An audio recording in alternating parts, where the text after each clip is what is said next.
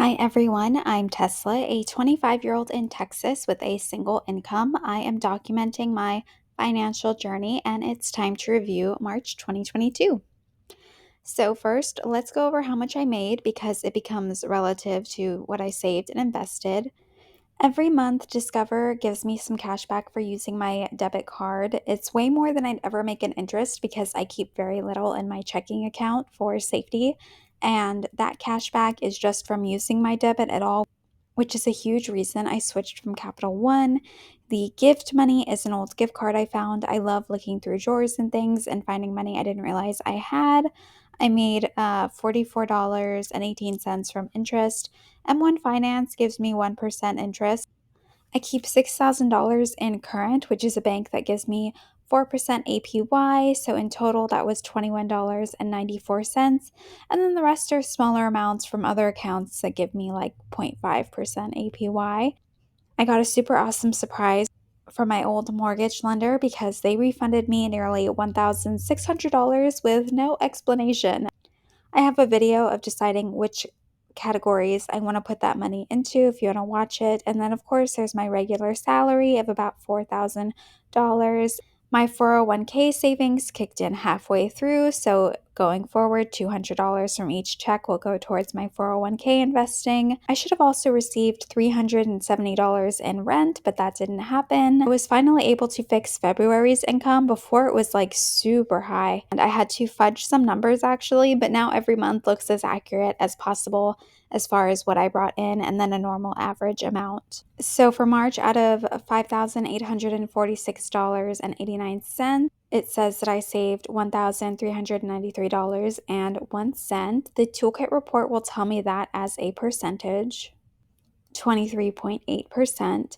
My normal goal is about 14% a month, but of course, this month was unique because of that extra check, so I was able to boost it. YNAB counts investing as spending, but if it didn't, then my savings rate would be much closer to 47%. Speaking of investing, I've been trying to invest about $1,000 per month, and this month I was able to invest $1,374.90, which was about 23.51% of my income.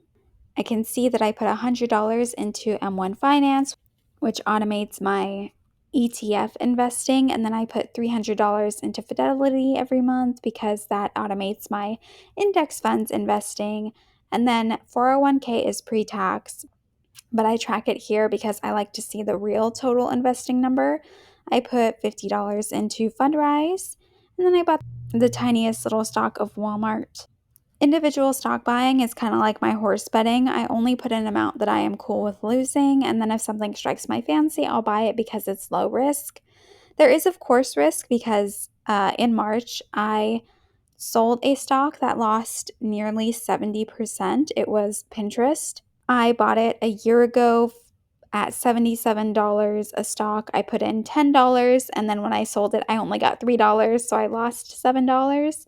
I could have held on to it longer, waiting for it to go back up, but selling it was kind of a hasty decision, just like buying was, and it's such a small amount, it didn't really bother me.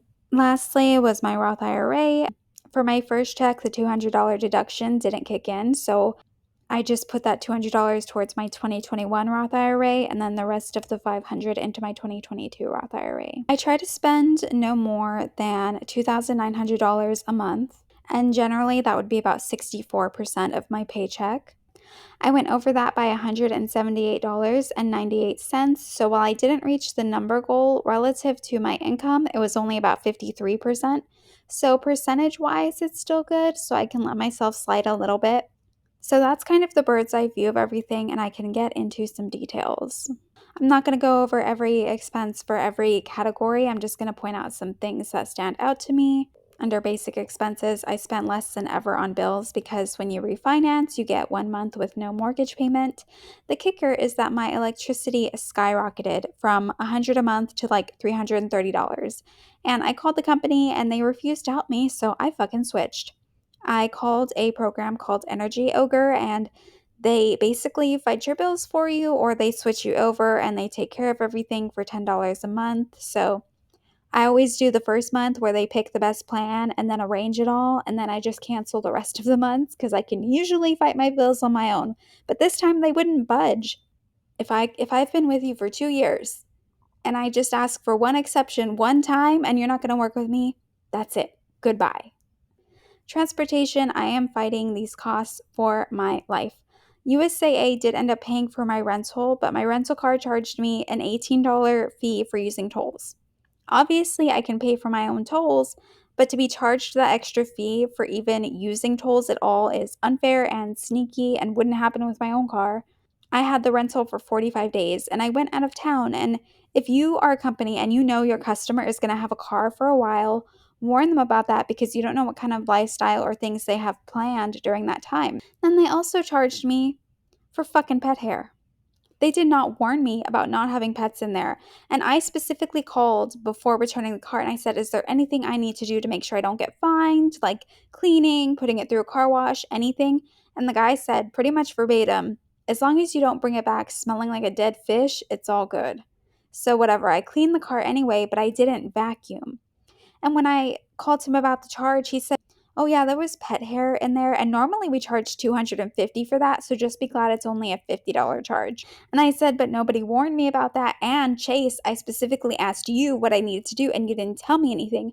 And he said, "Well, it's in your contract anyway." And I said, "Well, first of all, my insurance handled all this, so I never saw a contract. Second of all, later I did request a contract to look at.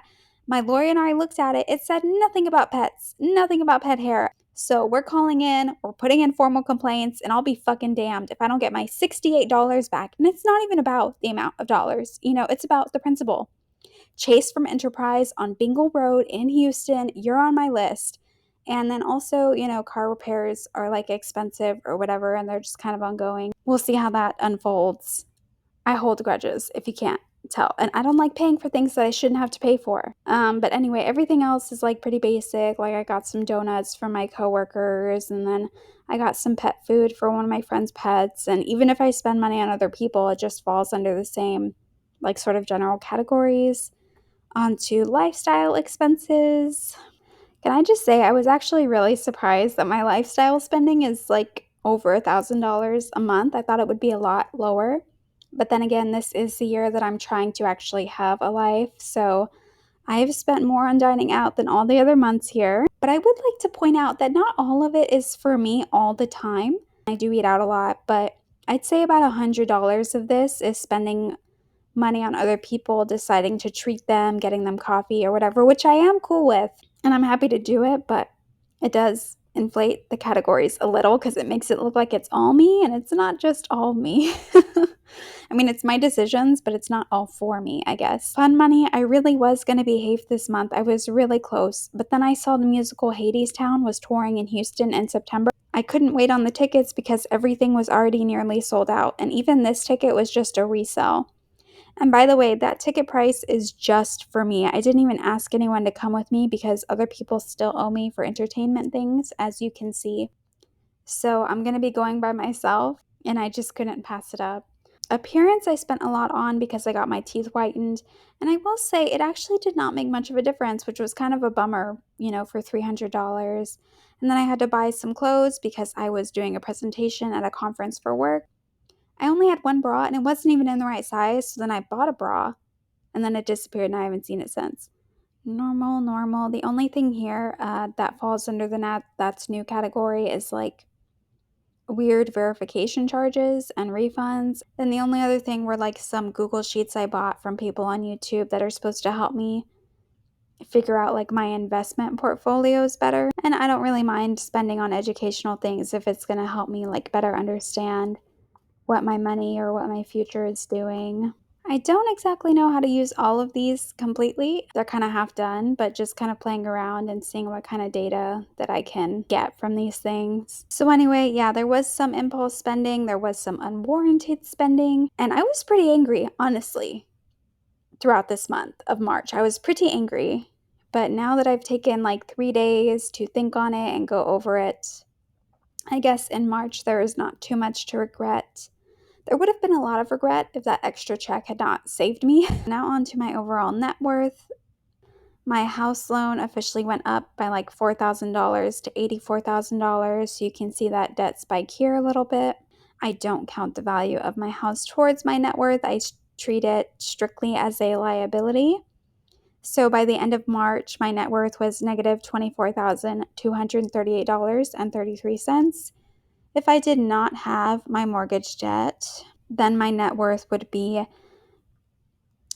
$59,761.67 by the end of March. I also track my net worth here. This net worth dashboard is always a little bit different than YNAB because I think YNAB tracks the end of the month, whereas this tracks the first of the month. And all my data does that, and I'm too lazy to go back and change it. As of March, most of my money is in cash. Of course, I would like to eventually flip this ratio. I paid off basically nothing because I had no mortgage payment. Ignore these asset shares things.